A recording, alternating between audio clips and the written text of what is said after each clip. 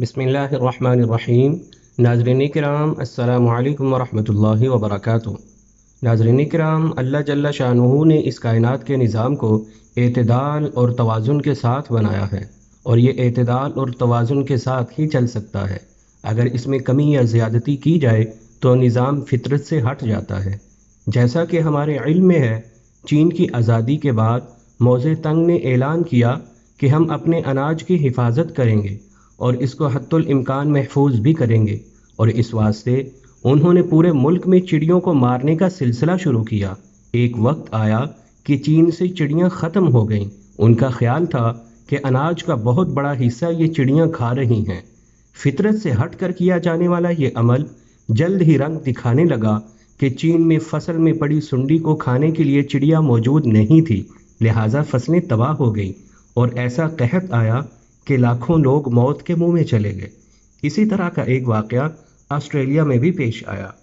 جان William کلارکس نے اپنے ایک مضمون میں لکھا ہے کہ جب آسٹریلیا کا بر اعظم نیا نیا دریافت ہوا اور یورپ کے بہت سے لوگ وہاں جا جا کر آباد ہونے لگے تو انہوں نے دیکھا کہ اس بر اعظم میں خرگوش بالکل نہیں ہیں۔ یہ لوگ یورپ میں خرگوش کے شکار کے عادی تھے اور انہیں اس میں شکار میں جو لطف آتا تھا آسٹریلیا میں اس کی یاد ستانے لگی۔ انہی لوگوں میں سے ایک شخص تھامس آسٹن تھا۔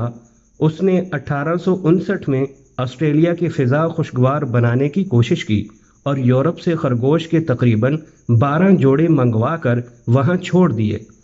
لیکن قدرت کی حکمتوں کا احاطہ کون کرے؟ ہوا یہ کہ یورپ میں تو خرگوشوں کے ساتھ ساتھ کچھ ایسی مخلوق بھی پائی جاتی ہیں جو ان کی طبعی دشمن ہیں۔ اس کی وجہ سے وہاں خرگوش کی نسل میں اعتدال اور توازن برقرار رہتا ہے، مگر آسٹریلیا ان کے ان طبعی دشمنوں سے خالی تھا۔ نتیجہ یہ ہوا کہ ان 12 جوڑوں سے خرگوش کی نسل بڑھنی شروع ہوئی تو اس کی کوئی انتہا نہ رہی۔ دیکھتے ہی دیکھتے سارا آسٹریلیا خرگوشوں سے بھر گیا۔ یہ خرگوشوں کی بے مہار مخلوق کھیتوں میں گھستی تو کھیت ویران کر دیتی، چراگاہوں میں پہنچتی تو چراگاہیں اجاڑ دیتی۔ غرض وہ جانور جسے آسٹریلیا کی طبی فضا کو خوشگوار بنانے کے لیے باقاعدہ درآمد کیا گیا تھا، سارے بر اعظم کے لیے عذاب جان بن گیا۔ اب اس مشکل پر قابو پانے کے لیے بہت سی کوششیں شروع کر دی گئی۔ کوئنزلا کے علاقے میں باقاعدہ 700 میل لمبی فصیلیں اسی غرض سے تعمیر کی گئیں کہ خرگوش آبادیوں میں نہ پہنچ سکیں، لیکن یہ کوشش بھی ناکام ہوئی اور خرگوش ان فصیلوں کو پھاند پھاند کر اندر آنے لگے۔ پھر ایک زہریلی غذا کو کام میں لا کر یہ روز افزون نسل گھٹانے کی کوشش کی گئی، مگر اس کا نتیجہ بھی کچھ نہ نکلا۔ آخرکار کئی سال کی محنت اور کوشش کے بعد اس مشکل کا حل دریافت ہوا۔ ایک دوا ایجاد کی گئی جو خرگوش کو حرز مخاطی کی مہلک بیماری میں مبتلا کر دیتی تھی۔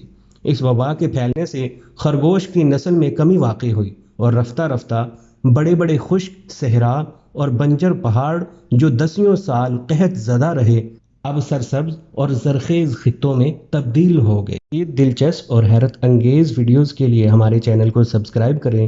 پھر ایک نئی ویڈیو کے ساتھ حاضر ہوں گے، تب تک کے لیے اجازت دیجیے۔ اللہ حافظ۔